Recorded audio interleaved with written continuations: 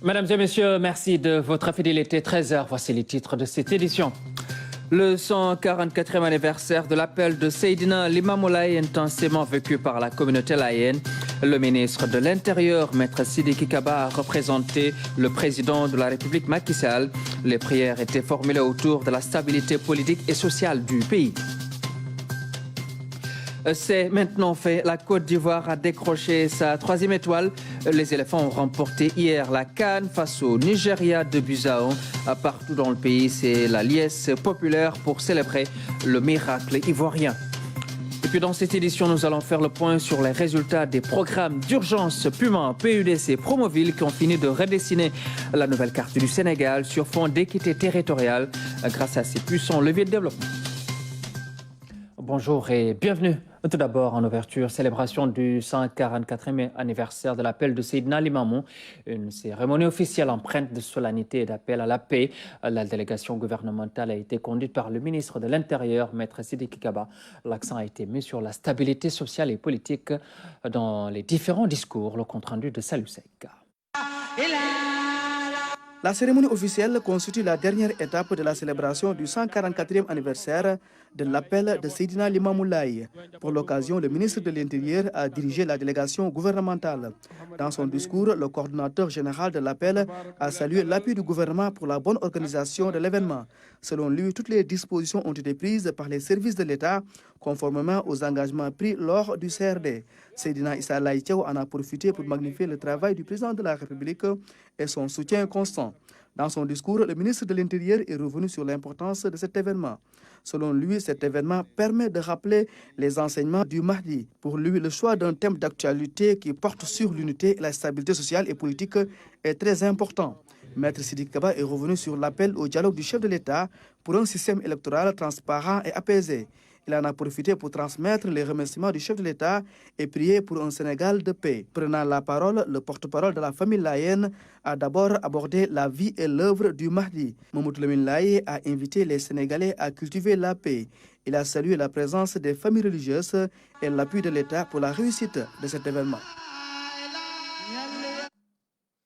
Merci Salou Seck. Et puis le deuxième jour de l'appel de Seydina Limamou Laye a vu Djamalaye et Yoff vibrer au rythme de la ferveur religieuse et de la spiritualité. Des milliers de fidèles laïens s'étaient rassemblés pour célébrer et méditer sur l'héritage du Mahdi, guidé par l'imam Ratib de Yoff. Salou Seck. Une foule immense pour perpétuer l'œuvre de Seydina Limamou Laye. La matinée de Djamalaye, communément appelée Yor Djamalaye, est l'une des étapes les plus attendues par les disciples. Cette cérémonie commémore le 144e anniversaire de l'appel du Mahdi. Un appel qui fut lancé un jour de dimanche, 1er Shaban 1301. En ce moment même, c'est pour cela qu'on l'appelle Yor. C'était un appel pour revivifier l'orthodoxie musulmane. Appeler les gens à revenir à l'islam orthodoxe parce qu'il était appris dans un contexte marqué par le paganisme, mais marqué par beaucoup d'innovations blâmables. Il était un grand rénovateur qui a su participer au changement des comportements. Cette cérémonie est animée par l'imam Ratib de la grande mosquée de Yoff, Mohamed Makhtar Laye. Dans ses sermons, il revient toujours sur l'actualité en mettant l'accent sur les enseignements de Seydina Limamou Laye. Des enseignements qui sont adaptés au contexte, qui permettent aux gens de revenir sur l'orthodoxie musulmane, mais aussi de résoudre les problèmes actuels, les problèmes de l'heure. Revoir nos comportements pour essayer de changer et rester dans la voie qui nous permet d'être proches de Allah subhanahu wa ta'ala, de garder nos valeurs, de garder nos bonnes habitudes, mais de vivre en paix. Et comme c'est de coutume, les pèlerins sont toujours habillés en blanc, une couleur qui symbolise la pureté. Parce que Seydina Limamou a réussi à instaurer une société équitable. Il a réussi la justice sociale. C'est pour cela qu'il a banni même les noms de famille. Tout le monde s'appelle Laye, il n'y a pas de différence. Et il a demandé à ses adeptes de porter le blanc pour pallier aux inégalités. La matinée de Djamalaye constitue également un grand moment de prière et de communion. Je suis venue assister à cet appel et faire mon ziar.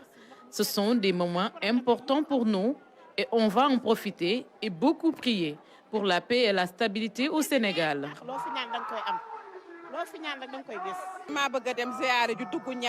Nous allons formuler des prières pour le Sénégal et pour tout le monde. C'est un événement important pour nous, les Layènes. À Djamalaye, la tradition a été donc respectée. L'œuvre de Seydina Limamou Laye a été revisitée au grand bonheur des disciples. Au cœur du 144e appel de Seydina Limamou Laye, une association dynamique se distingue, incarnant l'esprit du service et du dévouement cher au Mahdi, constitué de jeunes engagés de la communauté. Cette équipe s'investit activement dans des domaines cruciaux tels que l'environnement, etc. Mansour Dian. La jeunesse au service du Mahdi, regroupée au sein d'une association, les membres de Vision 129 apportent leur contribution pour la bonne marche de la communauté, et cela depuis 2008. Au début, nous avions comme objectif de faire des tours de famille pour regrouper toute la famille de Seydina Limamou alayhi salatu wassalam, tous ses petits-fils. Ce n'est qu'après qu'on s'est rendu compte que nous avions du potentiel et qu'on pouvait quand même un peu agrémenter les choses et élargir notre champ d'activité.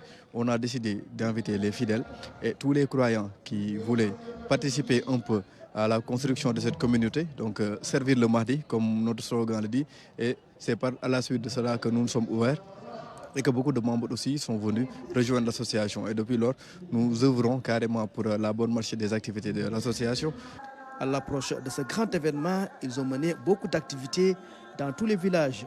Cette année, nous avions comme objectif 70 tonnes et par la grâce de Dieu, on a pu avoir tout ça. Et aussi, il y a eu 3000 bouteilles d'huile de 5 litres que nous avons eu à distribuer. Et pour la distribution, ça ne se limite pas seulement à Yoff. Donc on a donné certainement à toute la famille du Mahdi, mais aussi on a donné à diverses personnes issues de Yoff, diverses familles démunies. Mais nous avons élargi les choses. Nous sommes allés à Ngor, nous sommes allés à Cambérène, nous sommes allés à Malika, Yembel. Et cette année, l'innovation de taille et notre visite au niveau de Kayar. L'opération Sokhna Koumba Diagata, qui est la mère du Saint-Maître, qui est la mère du Mahdi, qui avait l'habitude aussi d'avoir des invités, d'avoir beaucoup de personnes qui venaient et elle servait tout le temps des mets, qui leur servait aussi des mets déjà et qui les hébergeait. Pour la bonne organisation des activités de la communauté laïenne, ces ambassadeurs du Mahdi apportent un soutien considérable concernant la logistique et la sécurité. C'était un programme 7-7 qu'on faisait, ça a duré 15 jours de base. 7 jours, on laissait ici, dans cette sainte place, 7 jours pour faire le tamisage complet. On procédait au nettoiement des rues et des ruelles de Yoff, au nettoiement de la résidence du Khalif et de ses frères, au nettoiement aussi de la place de la grotte Khountama et au nettoiement de aussi Cambérène. Concernant le nom de leur structure, c'est tout un symbolique. Nous souhaitons amener la communauté dans une autre dimension. Et donc c'est ce qui a motivé le choix de Vision. Pour le 129, il y a le chiffre 63 et 66 qui se rejoignent. La somme, c'est sa forme 129. 63, c'était l'âge du prophète Seydina Mohamed alayhi salatu wassalam quand il était à la Mecque. Et 66 ans, c'est l'âge de Seydina Limamou alayhi salatu wassalam lorsqu'il est venu ici au Sénégal. Donc si on a fait cette somme-là. Pour le rayonnement et la vulgarisation des enseignements de Seydina Limamou Laye, ces jeunes comptent apporter leur dynamisme avec comme leitmotiv la jeunesse au service du Mahdi. Et toujours dans la ferveur spirituelle de l'appel de Seydina Limamou Laye, une initiative culinaire d'envergure prend forme pour accueillir des milliers de pèlerins et une cuisine centrale, fruit de l'effort collaboratif de la commission restauration et des daïras qui s'activent donc pour offrir des repas et du réconfort aux fidèles venus honorer la tradition. Mbarandia et Youssouf Kaba nous plongent dans les coulisses de cette opération d'hospitalité. Des milliers de fidèles laïennes ont rallié Yoff. L'ultime étape de l'appel de Seydina Limamou Laye. Nourrir les pèlerins est une recommandation du Mahdi.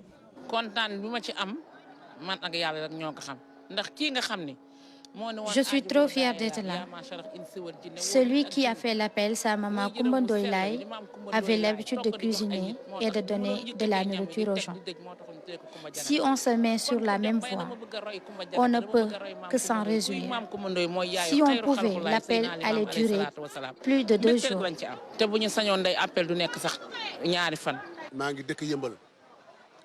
J'habite à Yeumbeul et je suis lébou. Tout le monde connaît la générosité des lébous à l'endroit des convives. À la cuisine centrale de la commission restauration, les femmes s'activent à satisfaire les fidèles venus répondre à l'appel. Si on te donne 40 ou 50 millions, en plus du riz et de l'huile, la viande, le poisson et la volaille, tout est disponible. Les moyens sont là. Le matin, on a mis au feu 10 marmites pour le petit déjeuner, 20 marmites pour le déjeuner et le dîner. Des fois, je peux même ajouter du mohamsa pour les gens qui viennent.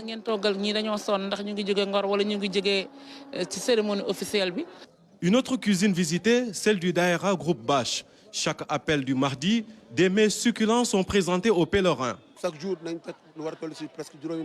Chaque jour, on mettait au feu 3 marmites, c'est-à-dire 3 marmites de riz et 2 marmites de mbahal. Pour le dîner, on met 3 marmites et de même que pour le petit déjeuner. Le jour de l'appel, on augmente la quantité, car chaque pèlerin qui vient ici doit manger à sa faim. La commission restauration de l'appel et les daïras se sont donné une mission: nourrir tous les pèlerins qui le désirent. Ce 144e appel de Seydina Limamou Laye reste un moment de ferveur religieuse et de générosité remarquée. Après le repas, il faut boire, et pour étancher la soif de ces milliers de fidèles, la CNO a déployé un réseau impressionnant de notamment 460 points d'eau gratuits renforcés par des camions citernes assurant une hydratation continue des pèlerins pendant toute la journée. Amadou Diallo. L'appel du mardi a encore retenti et la CNO a répondu présente. Fidèle à sa mission de service public, la CNO a assuré une fourniture impeccable en eau à Cambérène, Ngor et Yoff. La société a mis en place 460 points d'eau et gratuitement à la disposition des pèlerins. Jusqu'au moment où je vous parle, le dernier point que j'ai eu à faire avec les équipes qui s'occupent de la supervision du réseau en temps réel, nous n'avons pas encore enregistré d'appel de manque d'eau. C'est dire qu'effectivement, il y a une forte mobilisation qui a été faite pour assurer une bonne desserte en eau de l'ensemble de ces localités-là. L'autre chose également que nous avons eu à faire pour bien accompagner l'appel, c'est la mise en place de points d'eau publics. C'est des points d'eau où les populations peuvent s'approvisionner gratuitement sans payer de l'eau. On en a réalisé 460 points d'eau. Donc à cela également s'ajoute, toujours sous demande du comité d'organisation, un service de camions citernes qui a été mis en place pour pouvoir répondre à des demandes ponctuelles à des zones bien déterminées, à savoir les cuisines ou autres. La CNO est dans une dynamique continue d'innovation afin de toujours faciliter aux usagers toutes les procédures.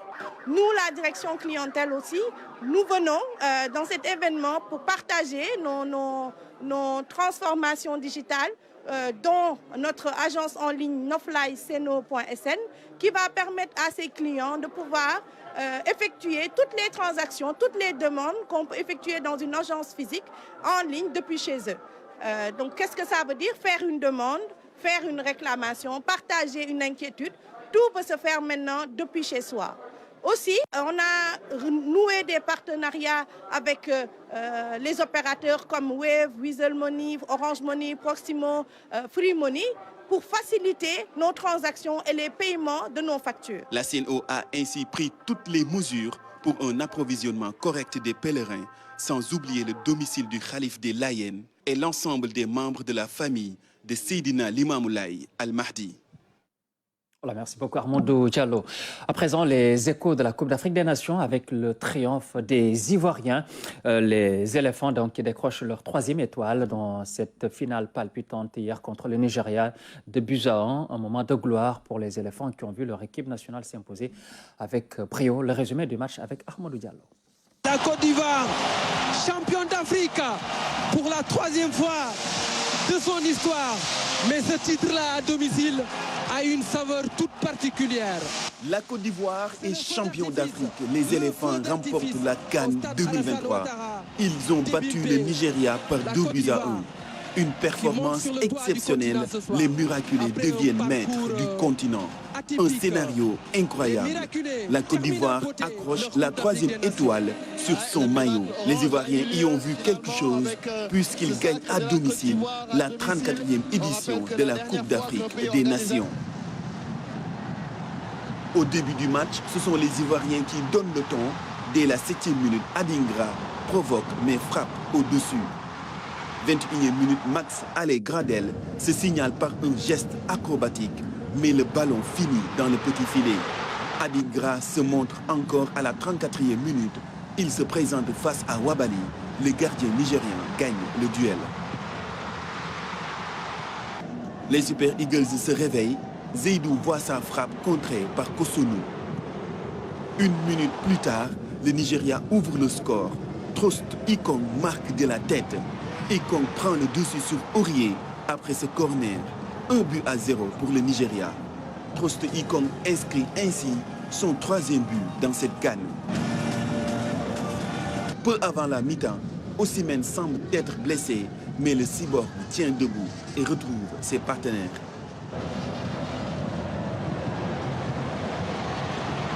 De retour de la pause, l'excellent Adingra offre un centre à Kessié qui reprend de la tête, mais Wabali est vigilant. Les Ivoiriens sonnent la révolte. Kosunu lance un missile vers Wabali qui concède le corner. Le corner tiré par Adingra vient directement sur Franck Kessié qui marque de la tête. Cette fois-ci, Wabali est battu. Les éléphants égalisent. Un but partout entre le Nigeria et la Côte d'Ivoire.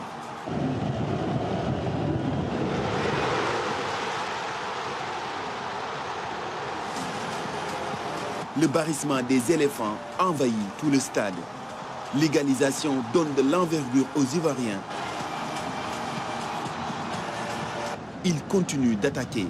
Sébastien Haller, sur une remise d'Adingra, réalise un geste de classe, mais ça passe à côté. Quelques minutes plus tard, le génie Adingra, encore à la baguette, sert Sébastien Haller qui marque. Emers Faye, le coach ivoirien, est fou de joie. Les miraculés tiennent le bon bout. Après les 7 minutes d'arrêt de jeu, c'est la Côte d'Ivoire qui mène toujours au score. 2-1 pour les éléphants qui remportent ainsi la CAN. Les Ivoiriens sont champions d'Afrique à domicile.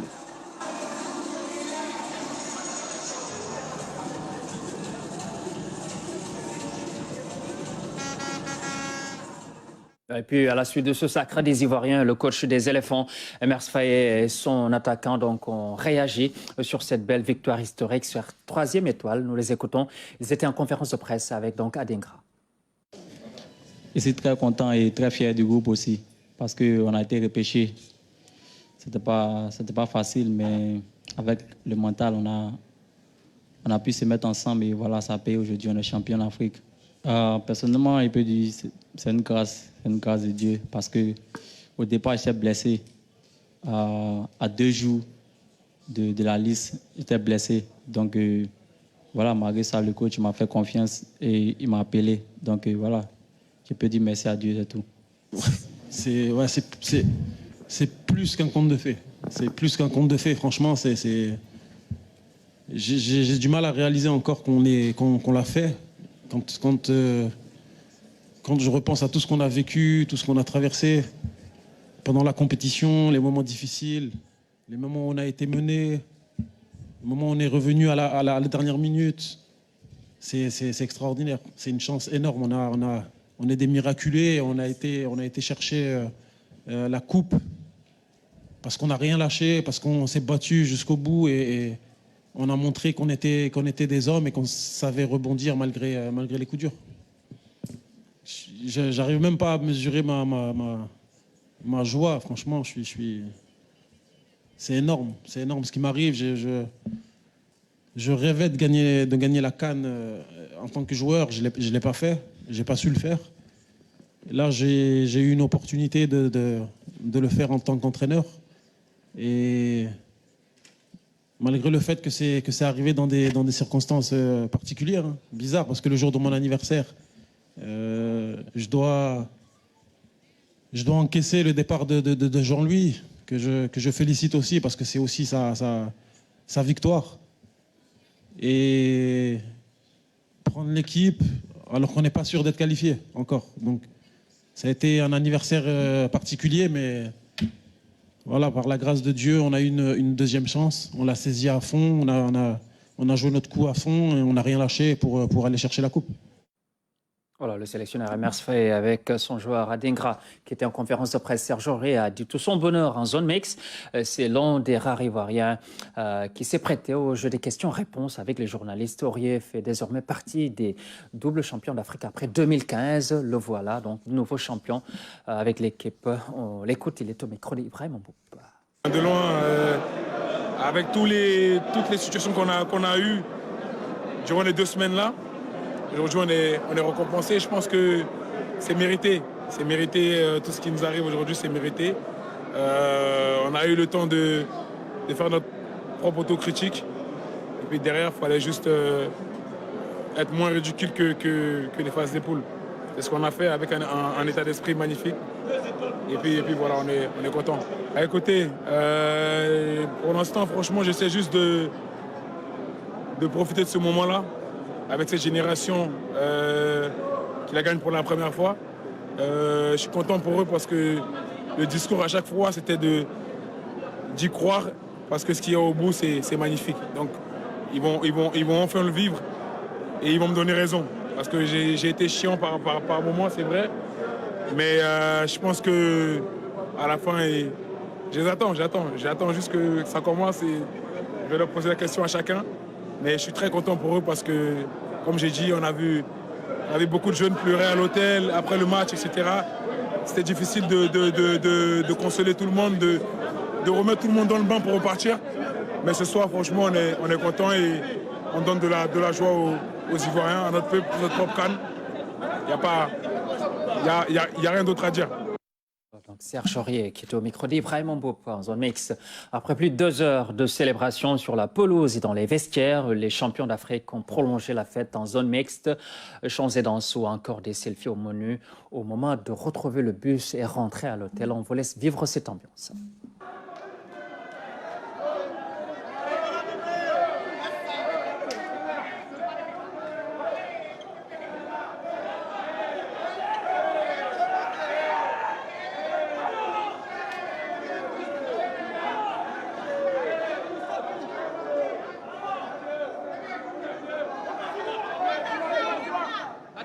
Adengra.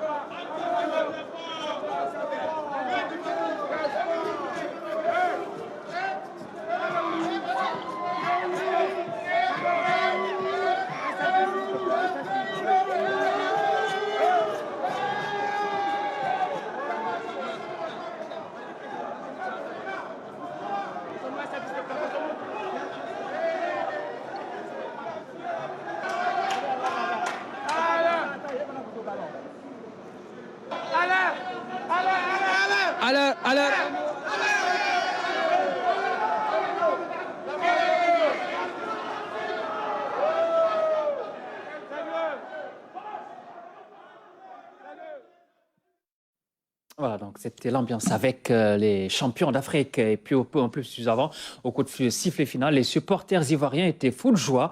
Un moment de pur bonheur pour les inconditionnels des éléphants. Voici quelques réactions au stade Alassane Ouattara d'Ebimpe.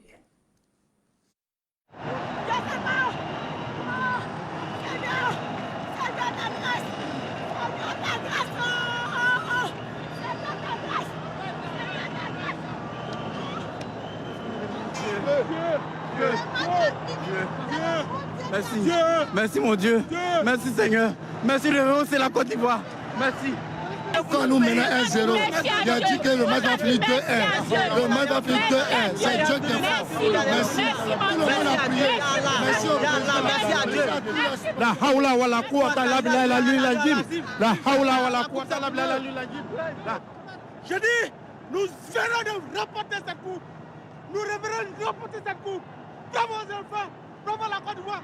Bravo au président Ouattara. Merci. Moi, je suis contente que l'arbitre siffle maintenant à la fin du match. Hein. On aura 3 étoiles. 3. On a gagné. Champion. La coupe reste, ça bouge pas. La coupe est restée. On est très content d'être qualifiés.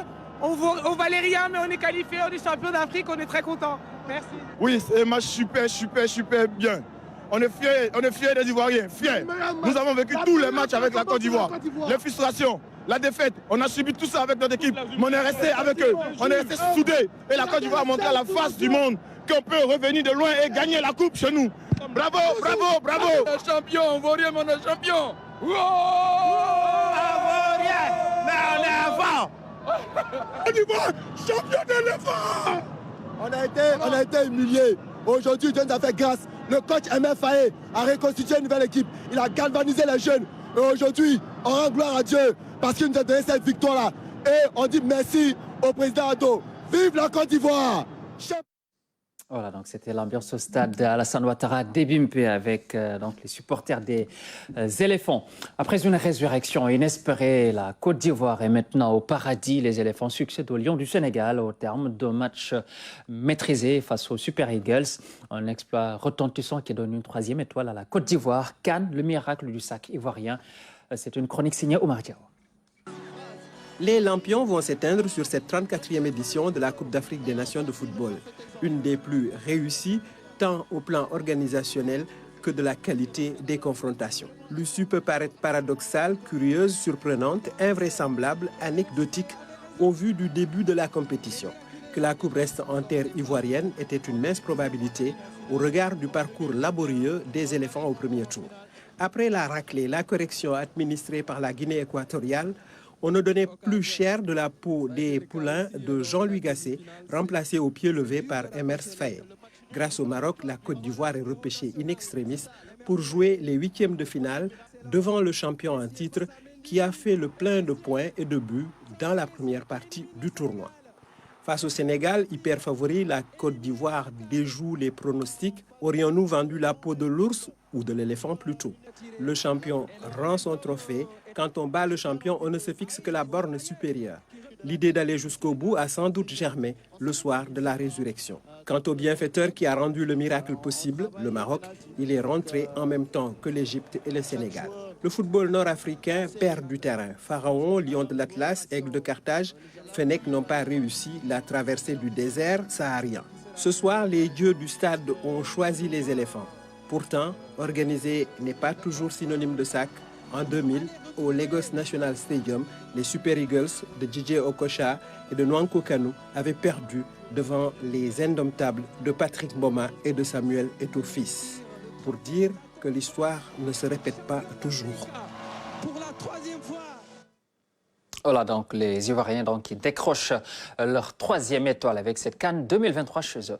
Voilà mesdames et messieurs, dans un instant nous en venons à la partie consacrée aux régions.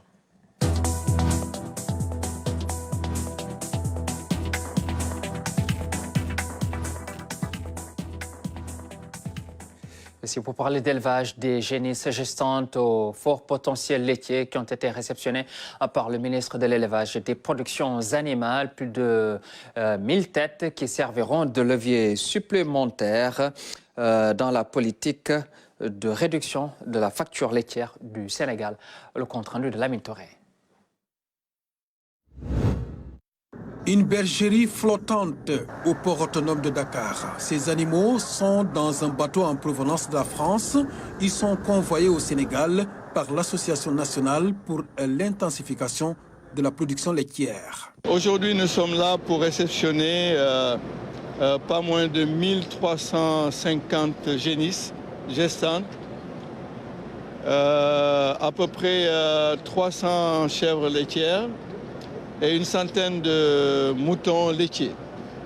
Ceci est la 5e opération, après avoir fait ANIPEL 1, ANIPEL 2, ANIPEL 3 et ANIPEL 4. Le ministre de l'Élevage et des Productions animales a pris part à la réception. Il s'agit d'un vaste programme de l'État, piloté par le privé. Objectif, réduire de manière significative la facture laitière du Sénégal. Remercier bien entendu son Excellence Monsieur le Président de la République Macky Sall, qui depuis le début a cru en nous et nous a permis d'obtenir une subvention qui nous a servi à réduire la facture laitière pratiquement de 50%. Si je dois vous dire que la facture laitière en 2017, ou un peu avant, était de quelques 70 milliards, et grâce à ces importations de vaches laitières, nous avons pu résoudre ce gap-là de moitié. La 6e opération du JAR est attendue dans moins de 2 mois. C'est une belle opportunité pour moi de remercier une fois de plus l'ensemble des acteurs qui sont intéressés à l'élevage, parce que l'élevage est devenu maintenant une affaire de tous les Sénégalais pour résoudre le gap de lait. Nous sommes pratiquement à moins de 50% actuellement de nos importations de lait. Cela veut dire qu'il y a encore des efforts à consentir et nous remercions son Excellence d'avoir voulu mettre une enveloppe de 2,5 milliards pour la subvention à 50% de ces vaches-là. Au-delà de la facture laitière, le Sénégal mène une politique soutenue en matière d'autosuffisance en viande. L'amélioration génétique des espèces de bovins et de caprins dans le pays traduit cette vision de l'État. L'État du Sénégal qui s'engage dans la quête d'équité territoriale à travers des programmes ambitieux tels que le PUDC, le PUMA et Promoville. Et ces initiatives visent à garantir un accès égal aux services essentiels et à améliorer significativement la qualité de vie des populations. Découvrons comment ces leviers de développement ont dessiné une nouvelle géographie de l'inclusion sociale. C'est un grand format signé Ibrahim Mandong. Au fil de cette piste sinueuse, l'horizon s'éclaire d'une lueur d'espoir. À chaque tour de roue, un contraste se dessine. D'un côté, l'ombre pesante de l'isolement, de l'autre, la promesse éclatante d'une connectivité renforcée par des projets ambitieux. À la frontière entre le Sénégal et la Guinée dans le département de Goudomp, les empreintes du piment sont visibles. Des travaux de désenclavement au grand bonheur des populations. La joie est grande pour nous. Pour moi, le maire personnellement, mais pour aussi la population. Parce que sur le plan de la communication, les gens avaient vraiment de la peine à circuler, mais à évacuer aussi, comment dirais-je, leurs produits. Vous voyez ces arbres-là, il y en a beaucoup dans la zone, mais on avait du mal à les évacuer. Donc même pour aller à Samine, c'était vraiment des difficultés. Des difficultés qui seront bientôt oubliées grâce au programme d'urgence de modernisation des axes et territoires frontaliers.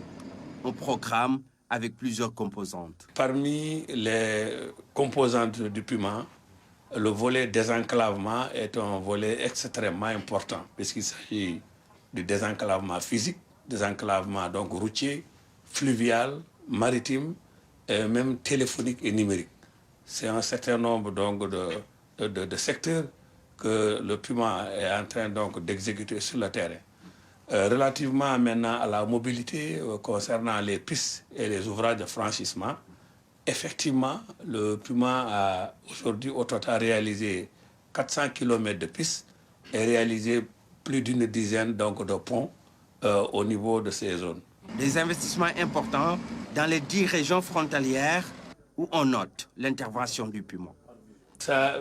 L'impact quand même il est mesurable en termes de satisfaction donc apportée à ces populations-là qui, il faut le dire, étaient un peu laissées en rade par rapport en tout cas à l'évolution. Et je crois que c'est là où il faudrait quand même remercier cette vision donc du chef de l'État qui a permis donc de créer un programme dont le but est de réaliser une discrimination positive. C'est d'ailleurs dans cette même trajectoire que s'inscrit le PUDC, Programme d'urgence de développement communautaire, initié depuis 2015. 2015 à nos jours, on peut dire que nous avons presque mobilisé un peu plus de 400 milliards pour toutes ces infrastructures et ces équipements dédiés au monde rural. Dans une première phase, nous avions mobilisé 123 milliards pour réaliser quelques 600 km de pistes, réaliser quelques 340 systèmes hydrauliques équiper le monde rural, notamment les femmes, en équipement post-récolte pour alléger les travaux de la femme en milieu rural. À peu près 5000 unités, des moulins, des décortiqueuses, vraiment pour alléger les travaux des femmes en milieu rural. Tout cela n'a qu'une finalité, améliorer les conditions d'existence des populations. Il avait théorisé avant le démarrage du programme ce qu'il avait appelé en son temps le nouvel ordre de priorité. Et on constatait que l'essentiel des investissements, l'essentiel des infrastructures était pour le monde urbain depuis nos indépendances. Donc il fallait quand même rééquilibrer les choses, aller vers une politique d'équité territoriale, d'équité sociale, pour que justement ces populations qui vivent en milieu rural vivent mieux. Nous avons trouvé des besoins assez importants. Nous l'avions évalué à peu près à 500 milliards en 2014-2015. Et là, aujourd'hui, ça fait plus que 500 milliards. On est peut-être dans l'ordre de 800-900 milliards. La volonté du gouvernement de soulager les populations ne se limite pas à cela. Promoville fait aussi partie de ces programmes qui symbolisent l'équité territoriale.